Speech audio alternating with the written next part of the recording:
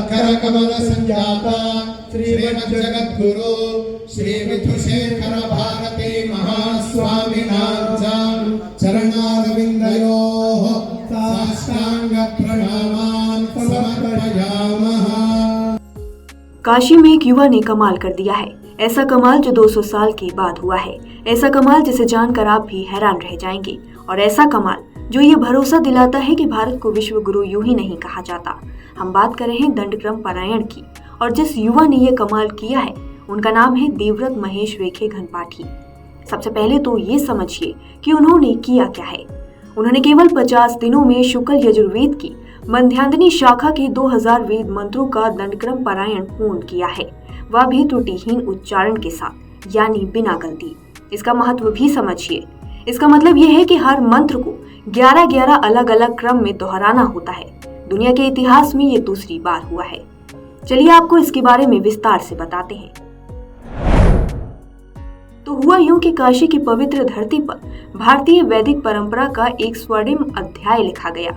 19 साल के युवा वेद मूर्ति देवव्रत महेश रेखे घनपाठी ने वह कर दिखाया है जिसे सदियों से असंभव माना जाता रहा। उन्होंने केवल 50 दिनों में शुक्ल यजुर्वेद की मध्यांजनी शाखा के 2000 वेद मंत्रों का दंडक्रम पारायण पूरा किया।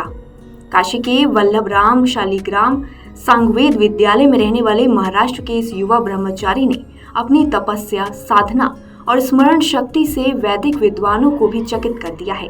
दंडक्रम पारायण वैदिक पाठ का सबसे कठिन स्वरूप माना जाता है। इसमें मंत्रों का उच्चारण केवल याद रखना ही नहीं, बल्कि एक विशिष्ट क्रम में अनुलोम विलोम और जटिल स्वर व्यवस्थाओं के साथ प्रस्तुत करना होता है। विद्वान इसे वेदों का मुकुट कहते हैं।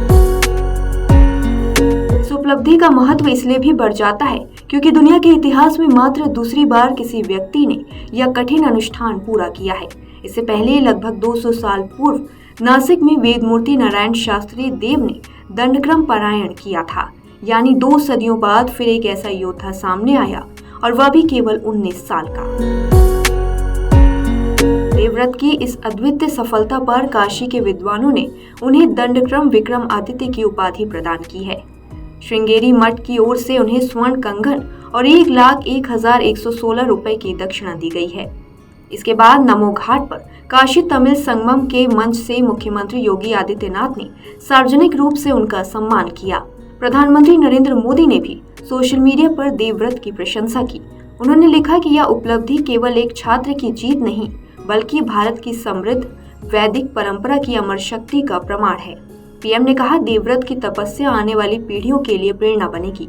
काशी का सांसद होने के नाते मुझे गर्व है कि यह दिव्य साधना इसी पवित्र भूमि पर पूरी हुई।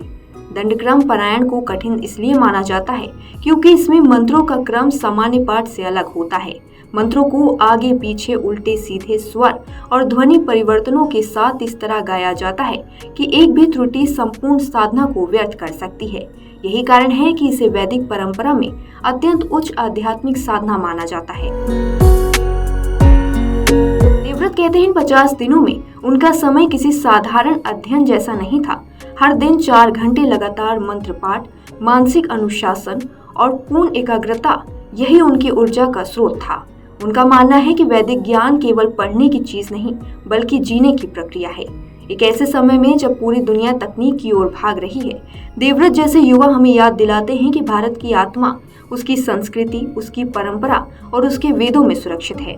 देवव्रत ने न केवल वेद के मंत्रों को जिया, बल्कि यह साबित किया कि अद्भुत उपलब्धियां उम्र की नहीं, संकल्प और साधना की होती हैं।